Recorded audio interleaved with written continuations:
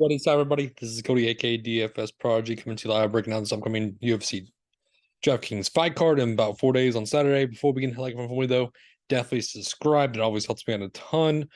We are here breaking down the UFC Fight Night. It's a okay card, not the greatest. I didn't have time last week. I went to the Blink 182 concert here in Dallas Fort Worth area.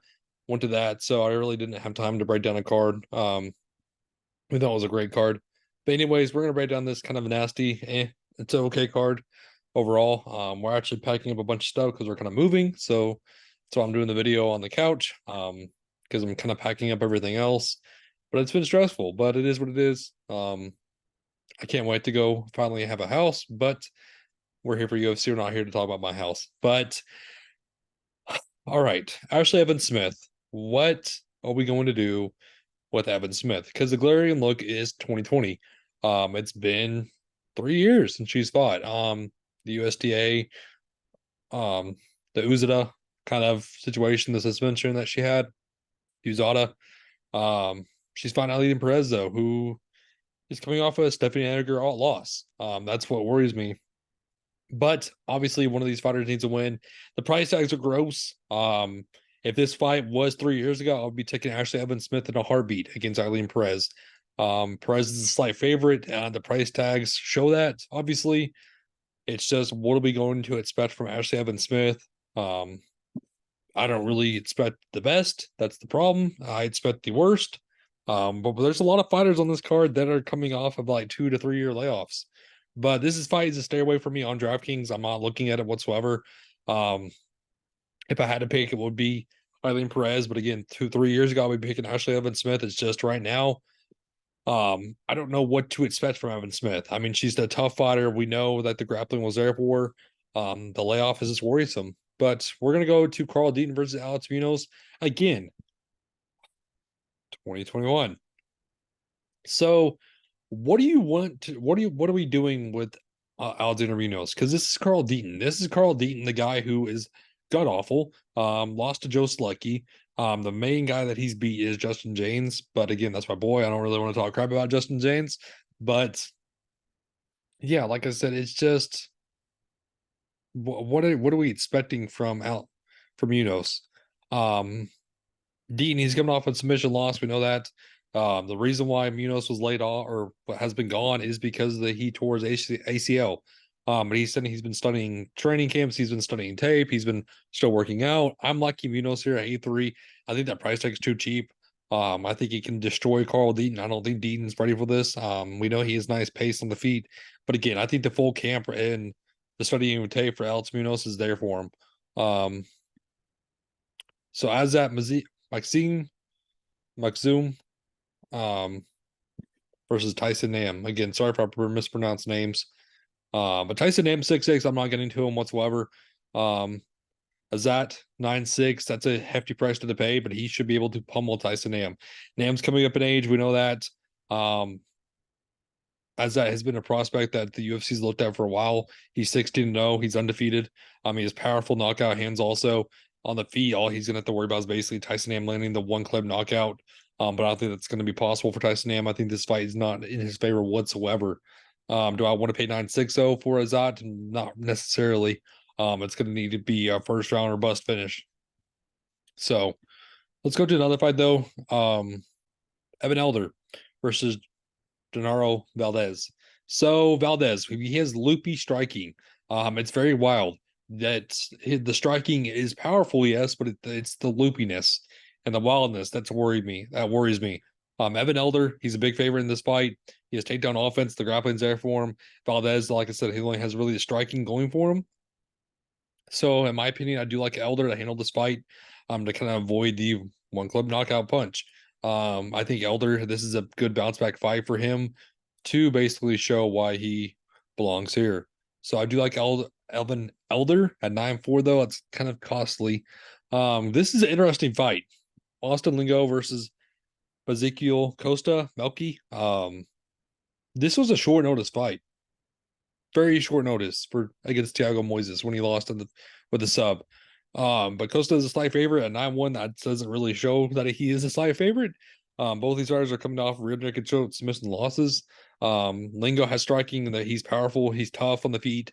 He lost to late Nate Landwehr, but if Lingo can stay tough on the defensive end, I think that with the Costa striking that really hasn't proved anything to us, I think Lingo can win this fight. I think he can win the decision, but at 7-1, I do like that price tag a ton. So I would keep that in mind. So here we go. But Victoria Dudikova versus Estela Nunes. I am all over Dudikova. This is the fight that I am liking. At 9-3 though, I don't like it. But from a betting perspective, I'll be putting Victoria in my parlays. But she's coming off of Dana White Consider Series win where she was hurt also. So keep that in mind. But she's the massive favorite and she all deserves it. The striking, grappling are there. A very well-rounded fighter. Nunes, the defense is not there for her. I don't trust the defense of Nunes whatsoever. What has she proved for us? Like what has she done for us? Make sure that's up. What has she done in these 3 losses? Absolutely nothing. So again, I'm not liking it. I'm fading this in a heartbeat. So Tucker Lutz versus Melsick. So Melsick 9-2 for Melsick. This is a fight that both fighters pretty much need to win. Tucker Lutz is coming off of 2 losses. That price tag's cheap. I mean, he fought Daniel Pineda and Pat Sabatini, both losses. Lutz is nice striking, and he has powerful striking behind his punches. The grappling isn't bad. He can shoot for takedowns. The leg hits are the bread and butter of Melsick, though. I like those leg kicks. You know, I'm a big fan of leg kicks. You'll see it in my articles. I'll write that down in a heartbeat when the fighter has leg kicks. But the grappling is what Lutz needs to worry about. I think Melsick has the upper hand in all formats in this fight. At 9-2, I like the price tag. I think it's going to be different. But let's go to a firework fight in Terrence McKinney versus Sedikov Nazim. So, what are we doing with Terrence McKinney? Win-win. Control time 2 minutes. We saw the big KO against Matt Farola. That's been a good win now. Siam win, sub, Dober loss, show the chin, beat Eric Gonzalez, lost to Bonfim. So what are we doing? Terrence McKinney is a fighter. If he does not win within the first 2 minutes of the fight, possibly 1 minute of the fight, he's done. He's done for. So we saw that last we have been saying this if it gets 2 rounds, 2 or 3, where Terrence McKinney just gasses and it's not the same fight. Sedikov, I love the upside he brings to 8-7. He can get a win against he won against Elvin Elder. We saw that. McKinney, we know he's powerful striking with bomb hands. Sedikov, though, is always pushing forward and has power. I like Sedikov here at 8-7. I think he's the better fighter. I think he can win this fight within the distance. That's who I'm taking at 8-7. So this is a fight I don't know what to do with. Prado versus Ahmed Azatar. So Azatar, what are we doing? He lost to Verbola. Knockout. Beat Worthy, beat Pacalon, though. So, but look at this control time. Right? So, Azatar, he's coming off a knockout loss. The chin is what worries me. The experience is there for Azatar, though. He's the much better fighter experience versus Prado, who lost to Malarkey. He is nice. Prado has nice striking, has the leg hits. So here's the deal. Azatar has the experience, has the game to win this fight. It's just that chin. The chin is what worries me based on last fight. Now that he's been clipped, is he ready to fight again? Is he going to be worried about his chin? That's what I'm worried about. We don't know. It's the unknown. That's what worries me in this fight. So I wouldn't mind either side, though. Let's go to Chandler and Dumont, though. So no more Dumont. Way better experience. Chandler's coming from the Nate Diaz kind of camp. She's coming off a UFC debut win versus Storilenko. KO win. Dumont has a great striking though, volume for days. Dumont, I do like her here. I like her at 8-4. She just fought the better fighters against Chandler. Chandler's just very sloppy on the feet. Very wild striking. We have other fights to talk about right now. Let's go to the Josh Parisian fight versus Walt Harris. Walt Harris, 8-9. 8 9 for Walt Harris, who has not fought in 2 years. So, coming off of 3 losses in a row before that also. So keep that in mind. Harris is a massive favorite also. Why? Why? Why? I sound like the Joker. Why so serious? Because I don't get it.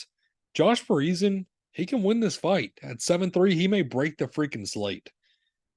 Mark my words, Josh Parisian could break the slate against Walt Harris. Walt Harris is coming off of 3 losses. Like I said, it's 3 losses that are KO. Overeem, KO, 2 rounds. Volkov, KO, 2 rounds. Tabura, KO, 1 round.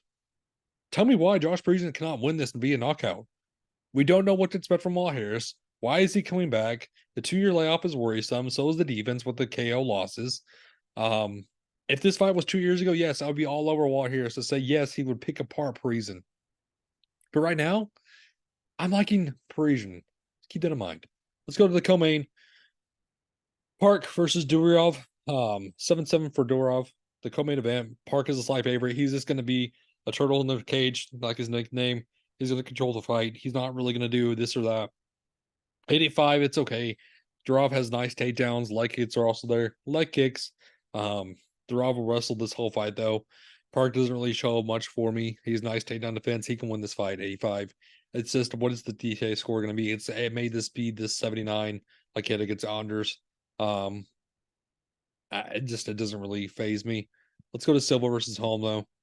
Holly Holm 8-6, Silva 7-6. I like Holm. Submission win. Round 3 is what I'm expecting. She can win this fight. Holly Holm, she's getting up at age, yes. Holm is the favorite in this fight. Both fighters are coming off of wins, obviously. Holm has the striking, Holm has the grappling, Holm has the submission wins. Let me point out one fight that worries me against for Silva.